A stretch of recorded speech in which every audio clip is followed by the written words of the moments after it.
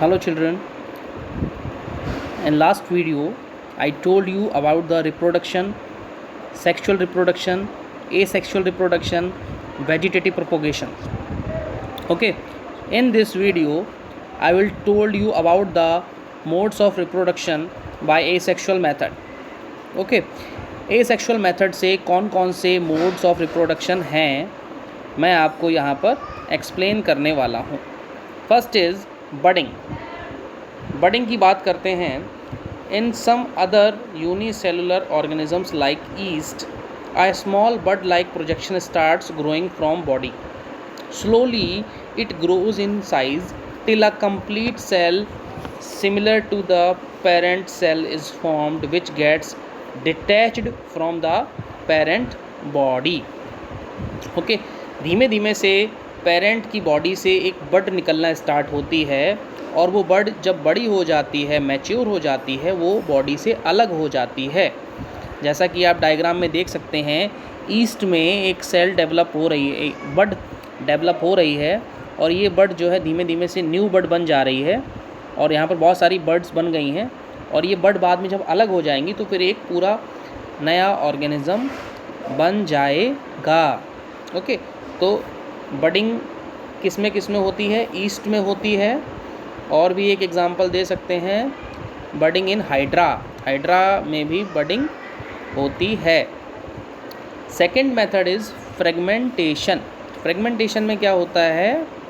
Fragmentation is shown by the spirogyra. Spirogyra क्या होता है? It is an organism. It is a green algae. Okay, green algae reproduces by breaking its filamentous body into two or more parts after a certain period of growth. है ना, अपनी जो body है, filaments की body होती है इनकी, उन फिलामेंट्स को ये धीमे धीमे से ब्रेक कर देते हैं फ्रेगमेंट्स में. इसीलिए इस प्रोसेस को फ्रेगमेंटेशन बोला जाता है ना. फ्रेगमेंटेशन स्पाइरोगाइरा में होता है. स्पाइरोगाइरा जो होते हैं वो फ्रेगमेंटेशन प्रोसेस को शो करते हैं. आप डायग्राम में देख सकते हैं कि जो एल्गा है वो ब्रेक हो रहा है दो फ्रेगमेंट्स में. देखा ना, ग्रीन कलर का है. तो ये प्रोसेस जो है वो फ्रेगमेंटेशन बोला जाता है. इसमें स्पाइरोगाइरा मैच्योर होने के बाद दो फ्रेगमेंट्स में या दो से ज़्यादा फ्रेगमेंट्स में डिवाइड हो जाता है और वो फ्रेगमेंट्स पूरा इंडिविजुअल बन जाते हैं. इसीलिए इस प्रोसेस को फ्रेगमेंटेशन कहा जाता है. Third process is spore formation. Spores diagram में दिए गए हैं. स्पोर्स को आप ध्यान से देख सकते हैं. स्पोर्स जो हैं टाइनी पार्टिकल्स टाइप के हैं. दीज आर स्पोर्स, है ना. ओके, स्पोर्स जो है ना, these are tiny single celled asexual reproductive units. Okay, and are surrounded by a tough coat for production. ये ऐसे नहीं खुले में नहीं रहते हैं, ये पूरा एक कोटिंग रहती है, टफ कोटिंग, जो इन्हें प्रोटेक्ट करती है. व्हेन स्पोर्स मैच्योर, है ना, and the release into the air whenever the spores come in contact with suitable medium where enough moisture is present, they germinate to give rise to young plant. जैसे ही ये spore हवा में उड़ते हैं, क्योंकि जो आपको नज़र आ रहा होगा स्पॉन्जियम बस्ट हो जाता, फट जाता है, उसके अंदर से स्पोर्स निकलते हैं और ये स्पोर्स हवा में जाकर जहाँ पर भी गिरते हैं और इनको अगर फेवरेबल कंडीशंस मिलती हैं तो ये जर्मिनेट होते हैं, ग्रो कर जाते हैं, है ना.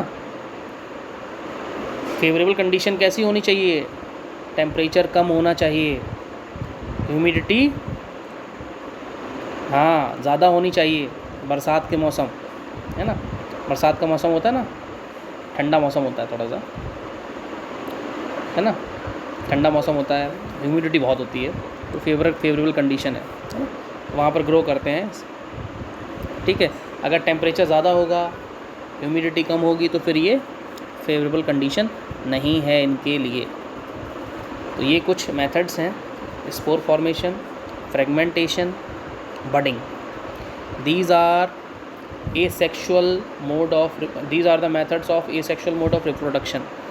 asexual मतलब इसमें flowers are not involved. जो नेक्स्ट हमारा टॉपिक है that is related to the flowers, इसमें सेक्सुअल रिप्रोडक्शन पढ़ेंगे हम। फ्लावर्स में सेक्सुअल रिप्रोडक्शन किस तरह से होता है। ठीक है बच्चों, ये टॉपिक अभी आपका, आप इसको समझ लीजिए और एक बार दोबारा से पढ़ लीजिएगा ढंग से स्टार्टिंग से। ठीक है, ओके बाय।